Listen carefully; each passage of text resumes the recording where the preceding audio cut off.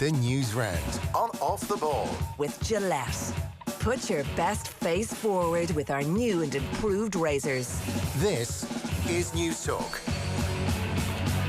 You're very welcome along. So, that was pretty grim, wasn't it?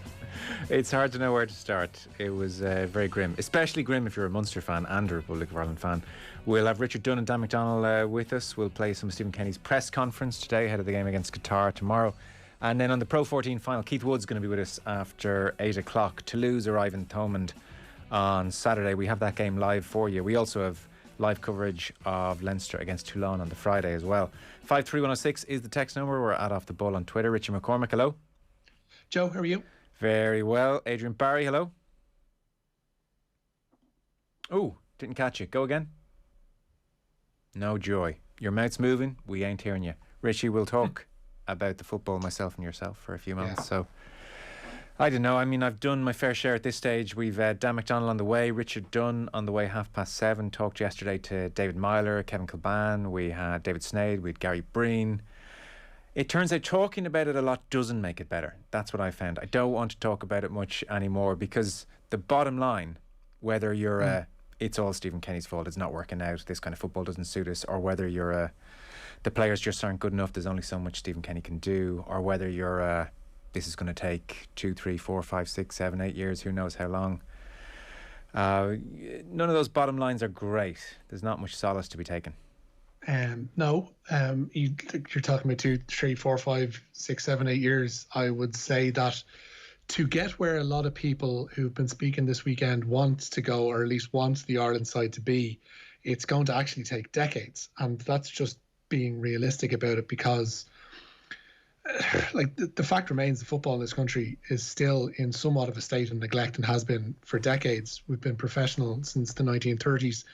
And yet still find ourselves reliant on developing our players in an ever-globalising English league. And the avenues for players to do that are kind of narrowing as every year passes. And we saw evidence of that just this past Saturday. I mean, I was going through the numbers just for like comparison's sake. You know, you can throw up old qualifications, be it the 2002 World Cup or I did Euro 2012, just doing a quick tot of the squads. In 2002, there were 7 members of that squad playing outside the top flight, and among them were Kenny Cunningham, Richard Dunn, Stephen Reid, and a couple others. Kenny Cunningham, I might have mentioned there too. 2012, to bring it more recent, again, 7 players playing outside the top flight. And on Saturday, we only had 10 players in the squad of 23, the matchday squad of 23, playing their trade in top flight football. And that is going to keep getting narrower and smaller and smaller as the years go on, unless there is a concerted effort made starting yesterday to try and develop players to a better level here, because the excuses don't really wash anymore. We're a developed country. There are countries that in economic terms are far poorer than us that are developing higher quality, higher caliber players at, you know, comparable ages. There's no ignoring the fact that the result on Saturday was bad and we need to do better, and the performance was bad and we need to do better. But it will become an increasingly frequent thing, these kind of results, these kind of quote-unquote shock results, when they shouldn't really be shocks considering the rankings and the seedings and all that. Like, they're going to become more and more regular, and we better get used to it, unfortunately. Yeah. Adrian? I think it might be better when I'm muted, when I've muted myself, Joe. Look, I say that all the time about you. Yeah, no. I was talking to somebody earlier on about the different conversation we'd have been having today if Grealish and Rice, for example, and we're not going down that road, right? But like, if they had declared for Ireland, we would absolutely been having a different conversation today, right? You'd have the urgency and the guile and the skill levels and all that stuff that we were missing from the weekend would have been there. We'd have got something out of it, whether it was just a draw, whatever. We probably would have won the game, and we'd have been having a very different conversation. We wouldn't have been having a conversation at all, in fact, about the structures of Irish football and the depth of that middle age group that we just don't have players in. So, you know, like the young talent that's coming in that hasn't yet hit its straps in terms of maturity and experience and all that sort of stuff. So maybe we've struck upon an opportunity here that we wouldn't have had otherwise, and that it's an opportunity for us to look at all those things that Richie's talking about in terms of the structures around Irish football that have been neglected for decades, and that could have been papered over by us like grimly dragging out a 1-1 draw or 0-0 draw against Luxembourg or whatever, or beating them. So maybe there is just an opportunity now for us to start to look at that. Like the obvious offshoot out of that is that we kind of would need to do something about it. But if we were to, it'd be a good outcome. Well, like there's so many problems in regard to that, like because I think we're all in agreement where we want to go and where we should be, but in terms of coaching and getting people up to standard, and just in terms of coaching, is a very, very difficult process. I mean, you only have to look at the problems that we've had, even pandemic aside, trying to get people qualified on UEFA Pro licenses in this country. And this isn't just a Dundalk situation. This has gone back a few years now since that became the absolute base level requirements to compete in top leagues and in Europe. Like, to get people qualified in this country is a very long, laborious and expensive process. To get people up and coaching to a certain level in this country is a long process again. And to have underage structures in this country singing off the same hymn sheet is just impossible. And you can have as many, people in charge of youth performance. You can have, regional and development officers in charge of whatever, but there's not enough of them, and there's not enough of a structure around the Irish game to make their work meaningful and to channel, the necessary amount of players up to the top level. And that's the problem that we're at. It's just the numbers aren't there in terms of available coaches, in terms of the money and the resources that are available to them. And that we need to start, if football is to be taken seriously in this country, and this is at every level, from the international team to, under 14s playing every Sunday, like, it needs to be treated like an industry. Like, I was reminded, like, big style. I remember watching a documentary about Irish music a couple of years ago, and they said that back in the 50s and 60s, there was no Irish music industry here to speak of. But now we do. Like, we've got a music industry here in terms of labels, in terms of studios, in terms of promoters, in terms of bookers, in terms of advertising, that's comparable with anywhere in the world. And that doesn't happen overnight. That happens through toil, and that happens through people gaining experience, and that happens through the right kind of investment. And similarly here, we have a lot of the raw materials, and we've had happy accidents now and again down through the years. Like, we've put on a decent gig here and there. A couple of good acts have come to the country here and there. But having it on a consistent and a decent basis just has never been something in our wheelhouse. We live from paycheck to paycheck in terms of qualifying for tournaments, and they, as Adrian mentions, paper over a lot of cracks. But the money never filters down, and there was a special era of neglect after that 2002 World Cup that I mentioned. That things should have, come through better than they had, and investments should have been made that weren't made. And there are questions there still to be answered, and people involved will probably never have to answer them. They'll never be available to answer them. But I think everybody can be in agreement that the idea that we should just be sailing through qualifying tournaments, or, at least be competitive, it's just not realistic. The idea that we'd be qualifying for Qatar 2022, I hate to break it to anybody, just in terms of the basic mathematics, was a fantasy. Like, finishing second in the group, may have been, something that was really, really achievable. But was something that was difficult to achieve. And even at that, but getting beyond that, you've got playoffs, you've got whatever. There's only 13 teams getting out of Europe. There's going to be a lot more disappointed teams than us by the time the qualifiers are over. Here's the thing for me, on that point. Like, I think that no matter, even if we got our stuff together, that we'd still be looking at qualifying at even if we were at all those structures in place, we're looking at qualifying, like, given the size of our nation. I know that there are some other counter examples of that, but typically you'd be looking to qualify for 1 every 4, maybe 1 every 5 tournaments, something like that.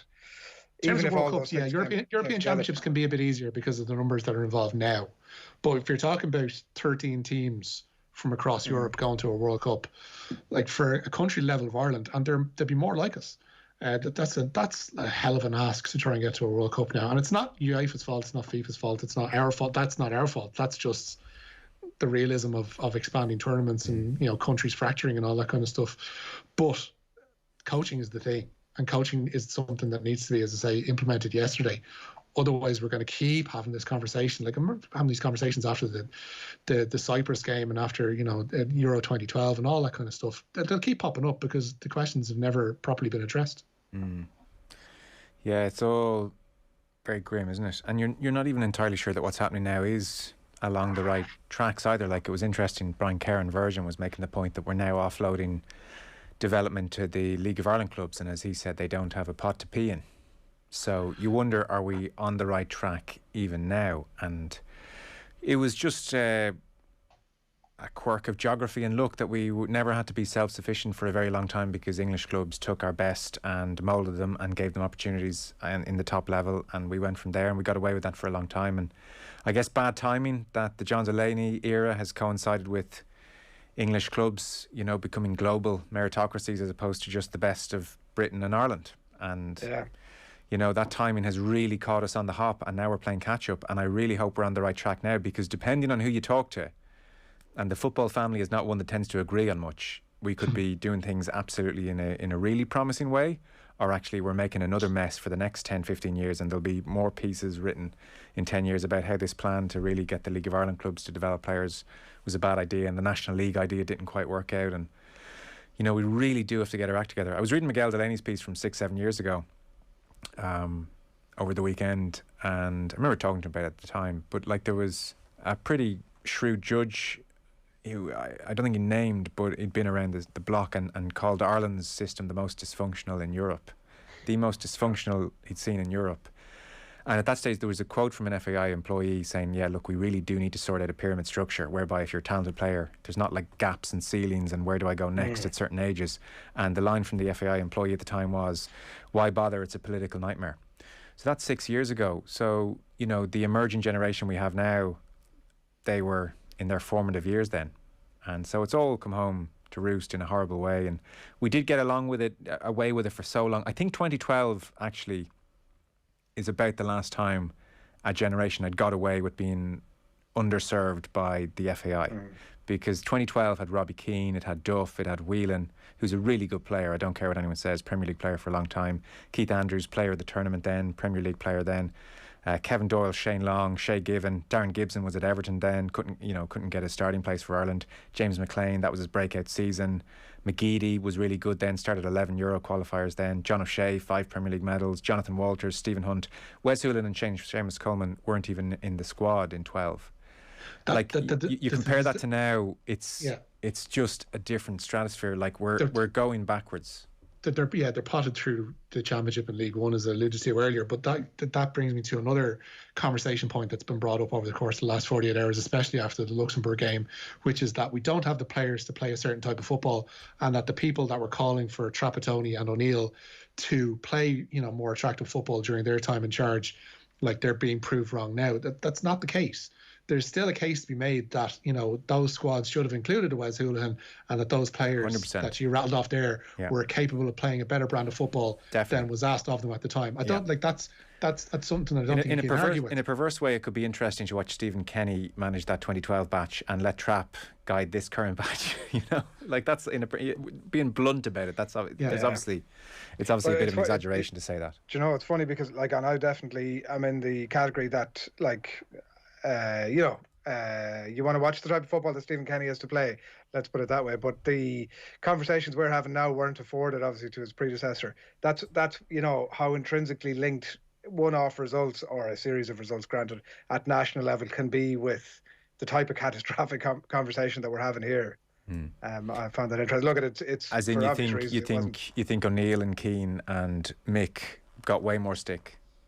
Well, I think that they were probably suffering from a lot of the outcome was for a lot of the same reasons. Okay, like the players they didn't have the players. Yeah. Now you could, I think, easily argue that some of those managers might have been playing that style of football, no matter who they had, and sort of refused to go down that route. But even like you listen to Roy Keane's comments over the last, and another news round goes by, and we have to mention his name, over the last 24 hours about this being a low ebb for Irish football, and you can read between the lines of what he's saying about his own term as assistant coach there. You know, that like, look, we don't have the players. Why are we trying to play this football? That's what he's saying. It was an interesting insight into the logic of the last couple of years, I have to say. Yeah, I mean, and Keane sometimes really suits those shorter formats as opposed to, let's talk about it for an hour. Keane's almost better going, we don't really need to talk about this for an hour. It's pretty damn simple. Players aren't good enough. That's my ITV contribution in Ireland. That's all you need to know. It's kind of hard to argue with them after that performance in some ways. We should start the news round on Off the Ball and News Talk with thanks to Gillette. We don't just play the game, we change it. Gillette made it what matters. There's the good news is there's one more game to go. Gotta give anything to be talking about how rubbish Paul Pogba is today. I really would. Matt Doherty and Enda Stevens are going to miss tomorrow night's friendly with Qatar. Doherty was withdrawn at half-time of Saturday's World Cup qualifier defeat to Luxembourg, while Stevens was assessed after that game, and it was decided the Sheffield United wing-back would not travel to Debrecen. It was confirmed today that the Republic of Ireland will face Hungary and Andorra in June as part of a 9-day camp in Spain. Manager Stephen Kenny said today that he will take criticism of Saturday night's result on the chin and remains determined to prove himself as manager. He received the backing of independent FAI chair Roy Barrett at yesterday's FAI EGM, and Kenny says better days are around the corner. Very determined that we will improve and get it right. We've just had a real kick in the teeth losing to Luxembourg, and I understand because the World Cup points are so sought after and hard earned that is it. I'm not going to try to it'd be too easy for me to say that we'll have long-term success with this, but what I will say is that all of those players coming through, a lot of them are very talented. Some suggestions of some of them, they'll all end back playing in Ireland and they're not that talented. All those players that have come in, Darrell O'Shea, Jason Knight, Jason Malumbi, Aaron Connolly, Caoimhin Kelleher, Gavin Bazunu, and all of those players, they will all have good careers at the top level. They are going to be good players for Ireland in the future, and they are talented players, and you will see them blossom. And other players like Troy Parrott as well, and players that I haven't even mentioned. The Adam Oid is young Nathan, and I think we've got a whole lot of players coming through, and I think that's a real positive in relation to. But I do think it's not just long term. I think we've been good, and we can be good in this campaign. We were very good against Serbia. We just let ourselves down by not capitalising on the situations that we had the other night against Luxembourg and not being creative in the areas that we could have been, and that's really hurt us. We're still trying to confirm if he was talking about Nathan Murphy there, that young Nathan, but we'll bring you confirmation as soon as we get word. Look, that is the cause for optimism, Adrian, that the likes of Josh Cullen and Jason Knight, whose performances have been criticised, in a constructive way, I thought, by the likes of Kev yesterday and David Myler, pointing out where they were playing was too deep and different things like that. They'll all benefit massively from this. Darragh O'Shea will benefit. The likes of Caoimhin Kelleher will come back. Aaron Connolly will get his fitness hopefully and come back, and Malumbi will start playing hopefully first team football. And that this is just a blooding of those players, and in 2, 3, 4, 5, 6 years then you've got a really good group who've lots of experience by their mid to early 20s and will be all the better for it. And Michael O'Neill lost his first 17 games as Northern Ireland manager, and I was watching his interview, or reading back an interview about that recently, just to get a sense of what he felt was going on then. And they drew to Luxembourg at home and drew with Azerbaijan and were 5th in a 6-team group, and eventually dropped down to 129th in the world. But under O'Neill then turned it around and got up to 25th in the world, which is remarkable when you think of it. And he said there was such an anxiety across those 17 games. There's such a pressure. There's a sense things aren't going well. The pressure builds. It gets harder. And then it's very hard to perform well. I mean, you could sense that anxiety in the team on Saturday as the match went on, and maybe that explains why the performance was so poor. And you just hope they all benefit from it, as Stephen Kenny talked about there. And in 2, 3, 4 years, it's been worth the growing pains. And if this is rock bottom, it's worth it. That's the optimistic view. Yeah, I think it's also a fair enough point of view. I think that you just hope that the players keep the faith. That's it, like that they don't internally, and like you listen to Seamus Coleman after the game talking about the players being embarrassed by it and wanting to take it on the chin. He certainly wasn't, and nor would he, given the nature of the man, but looking to throw the manager under the bus. You just hope that the players obviously continue to buy into that being the way to play football. Like at some point they're the same as us, where they start looking at it going, well, geez, if we'd have gone 4-4-2 there now and like tweaked a few things, we think we might have got something out of the game. I'm sure those conversations between some players anyway will have been happening after the thing. But like, I don't know, we were here and I was asking the question this day last week if what we saw from the Irish rugby team was real in its quality, and I suppose we're asking maybe the inverse of that this week, if it was real in its how brutal it was after what we saw with Serbia. And we're all just keeping our fingers crossed that that wasn't us. I'll give you a flavour of text and then we might move on and bring people the rest of the news. Richard Dunn's on the way in about 10 minutes' time. Joe, there have to be questions on Stephen Kenny and his management team. It's his job to make the team better. 10 games, no wins against average other sides. Success in the League of Ireland, not a benchmark for international management. Wanting to play attractive football is not an excuse for terrible results. Then John in Rathmines. Lads, here's a question. We've qualified for 6. That's 6 major tournaments in 50 odd. Why do we think we're entitled to qualify for them when it's never been common for us to do so? The football public are far too ambitious, says Des in Sligo. We have a semi-professional league. We have to compete with a professional rugby setup that's well supported by corporate Ireland and the media. Plus, the elephant in the room is the GAA, an institution that for nearly a century drained Irish football of any potential. Guys, playing summer soccer at youth level is a big one. Better pitches, better weather to do proper training and preparation. We see the benefits here in Mayo, says Mike in Westport. And somebody says, come on, Molloy, criticise the Dubs. Football's been ruined by Dublin coaches. Hey, listen, everything's up for grabs. Maybe. Make us feel better about ourselves, would it? Yeah, so there we go. Look, a lot of people saying, hang on, who do we think we are? Who do we think we are? So let's park that for a few minutes. JJ Hanrahan is off to France. He certainly is. Clermont confirming the signing of Hanrahan today. The out half will leave Munster at the end of this season, having agreed a 1-year deal at the Stade Marcel Michelin with the option of a second. Hanrahan is going to provide cover and competition for Camille Lopez there. He scored 803 points for Munster in 150 games. 24 of those points came in a win over his future employers back in December. Meanwhile, Darren Sweetenham is heading for France sooner than Hanrahan. Munster have agreed to end his contract early, allowing Sweetenham to join Ronan O'Gara's La Rochelle as a medical joker. And one other Munster-related line gone up on the website there as well on otbsports.com in the past half hour. London Irish linked with a move for Simon Zebo. He is out of contract at the end of the season at Racing 92. Yeah, we'll talk to Keith about all that and about Munster at the weekend. It was interesting. Munster were pretty upfront about JJ Hanrahan. They just said this is part of the COVID crunch. The finances aren't there. Van Gran was pretty upfront about that. So Hanrahan goes off to Clermont. Now, Ian McKinley. Yeah, former Leinster at half Ian McKinley announcing his second retirement from playing rugby today. Second time as mentioned that he's retired from the game following a horror eye injury that he suffered at the age of 21 back in 2011. The Leinster Academy graduate moved to Italy to coach rugby before becoming the first player in the world to use specially designed rugby goggles. McKinley then signed with Benetton and qualified to play for Italy as part of the residency rules, making his debut against Fiji in 2017, and he went on to win 9 caps for his adopted country. We probably underestimate a touch what Ian McKinley managed to do, Adrian. I mean, the bravery to come back, doctors warned him of the consequences and he pushed ahead and did it anyway after a stint away, and then obviously the goggles made things a bit safer for him, and ultimately, I mean, for us to do the basics in life suddenly without sight in one eye when we've had it for most of our lives, that peripheral vision would be difficult. To play out half at international level, it's absolutely extraordinary. So, I mean, what he did was just absolutely exceptional. Probably still doesn't get the credit he deserves for it.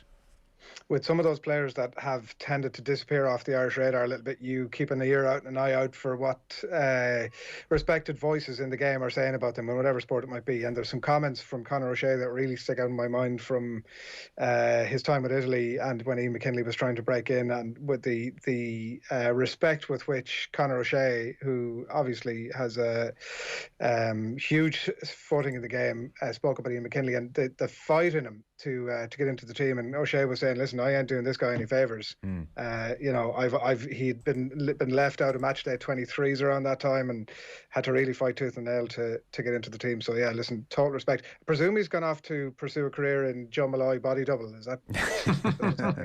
I presume so. I mean, he's perfected the art, really. So Rich, one last story I'm being told, we're out of time. Last one. Richie Murphy appointed the new Ireland Rugby under-20s head coach. He replaces Kieran Campbell, who surprisingly stepped down last week after just a few months in charge. Murphy will keep his role as skills and kicking coach with the Ireland senior squad. Ireland's delayed and truncated Six Nations campaign at under-20 level gets underway in June. Okay, very good. Fellas, thank you. As ever, Adrian, Richie, cheers, guys. Cheers. We've got Richard Dunn with us next. The News Round on Off the Ball. With Gillette, we don't just play the game, we change it. Gillette, made of what matters.